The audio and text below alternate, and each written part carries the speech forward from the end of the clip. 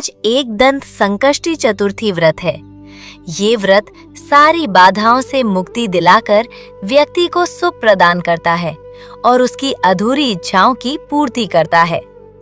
एक दंत गणेश जी की आराधना से घर में सुख समृद्धि के अलावा साधक को वैभव, कीर्ति और सफलता भी प्राप्त होती है।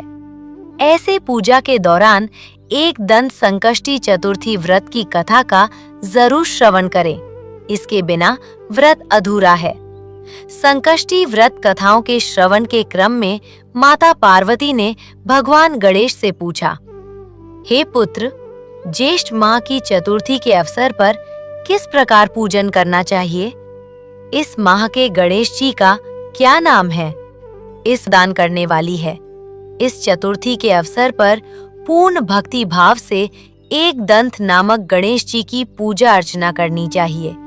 इस व्रत में गणेश जी को शुद्ध घी से निर्मित हलवा, लड्डू, पूड़ी आदि भोज्य पदार्थ अर्पित करने चाहिए तथा ब्राह्मण भोज के बाद ही स्वयं भोजन ग्रहण करना चाहिए। हे माता, मैं इस संकष्टी से पूजन विधान सहित एक प्राचीन वृत्तांत का वर्णन कर रहा हूँ। कृपया आप भक्ति पूर्वक श्रवण करें। सतयुग में पृथु नामक एक धर्मात्मा राजा शासन करते थे। उनके राज्य में एक वेदज्ञ ब्राह्मण निवास करते थे जिनका नाम दयादेव था। उनके 4 पुत्र थे जो अपने पिता के समान ही वेदों में पारंगत थे। कालांतर में दयादेव ने अपने 4 पुत्रों का पूर्ण वैदिक विधि विधान से विवाह संस्कार कर दिया। विवाह के बाद एक दिन ब्राह्मण की 4 बहुओं में से ज्येष्ठ बहू ने अपनी सास से निवेदन करते हुए कहा, हे माता, मैंने बाल्यकाल से ही संकट नाशन गणेश चतुर्थी का व्रत किया है। मैं अपने मायके में इस मंगलकारी व्रत को पूर्ण विधि विधान से करती थी। इसीलिए हे शुभे, कृपया आप मुझे यहाँ भी इस परम कल्याणकारी व्रत को करने की अनुमति प्रदान करें। अपनी पुत्र वधू के वचन सुनकर ससुर ने कहा, बहू, तुम सभी बहुओं में ज्येष्ठ हो। तुम्हारे जीवन में किसी प्रकार का कोई कष्ट भी नहीं है, ना ही तुम कोई साध्वी अथवा भिक्षुणी हो। अतः तुम क्यों ही ये व्रत करने के लिए तत्पर हो? हे पुत्री, तुम्हारी आयु तो जीवन का आनंद लेने की है। अभी तुम्हारा समय भोग उपभोग करने का है। तुम क्यों ही व्यर्थ में ये व्रत करना चाहती हो? भला है कौन ये गणेश जी? बहू ये सुनकर मौन ही रही तथा नियमित रूप से शांति पूर्वक व्रत करने लगी। कुछ दिनों पश्चात ज्येष्ठ बहू गर्भवती हो गई। प्रसव काल आने पर उसने एक रूपवान शिशु को जन्म दिया। बालक का जन्म होने के उपरांत उसकी सास निरंतर उसके व्रत का विरोध करते हुए उसको व्रत त्यागने के लिए विवश करने लगी। आखिरकार अपनी सास के विरोध के कारण ज्येष्ठ बहू ने संकष्टी व्रत का त्याग कर दिया, जिसके फलस्वरूप भगवान गणेश कुपित हो गए। उस बहू का पुत्र किशोरावस्था को प्राप्त हुआ और एक सुयोग्य कन्या से उसका विवाह निश्चित कर दिया गया। विवाह के समय गणेश जी ने ज्येष्ठ बहू के उस पुत्र का अपहरण कर लिया। विवाह के दिन वर का अपहरण हो जाने पर संपूर्ण विवाह स्थल पर हड़बड़ी होने लगा। सभी परिजन एवं अतिथिगण आश्चर्यचकित थे कि विवाह के समय वर कहाँ गया, किसने उसका अपहरण कर लिया।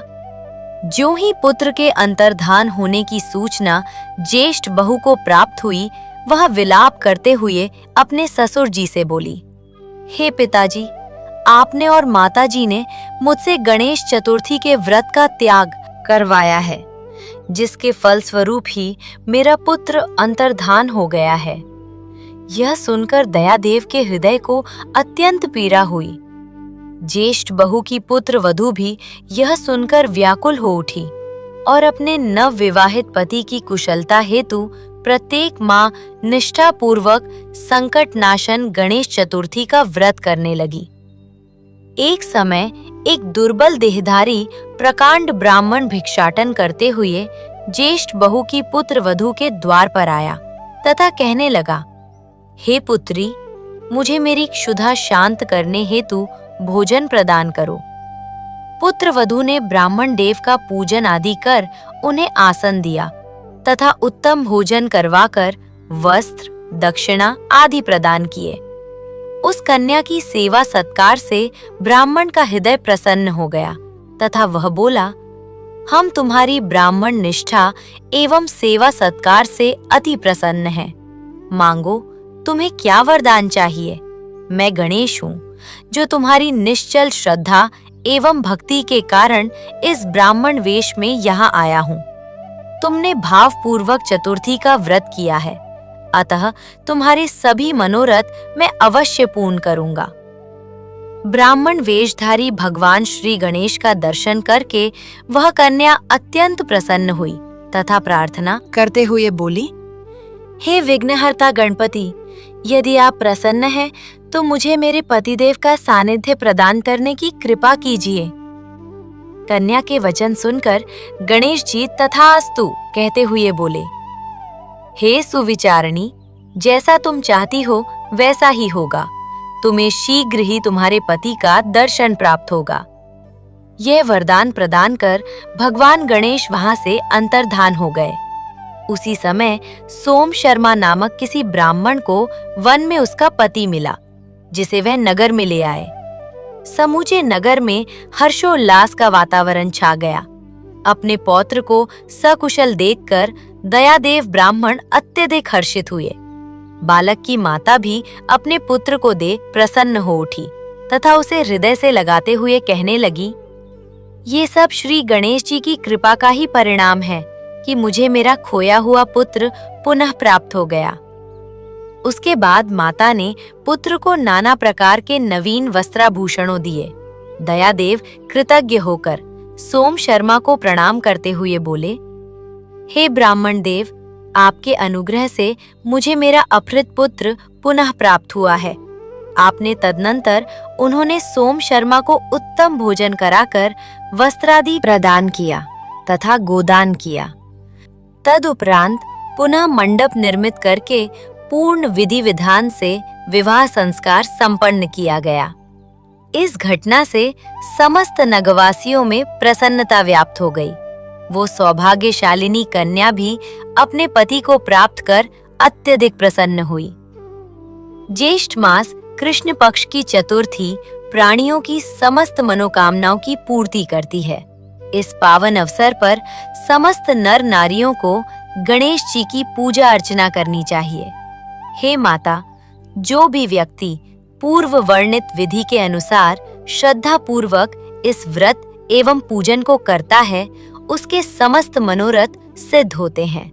भगवान श्री कृष्ण कहते हैं, हे धर्मराज युधिष्ठिर, भगवान गणेश जी के इस पुण्यशाली व्रत का यही महात्म्य है। हे राजन, अपने शत्रुओं का संहार करने हेतु आप भी इस व्रत का पालन अवश्य करें। अगर आपको ये कथा अच्छे लगे तो लाइक और सब्सक्राइब जरूर कर दीजिएगा और अपनी दोस्तों के साथ शेयर करेगा ताकि भक्ति वीडियो सभी तक पहुंच जाए। देखने के लिए आप सभी का धन्यवाद।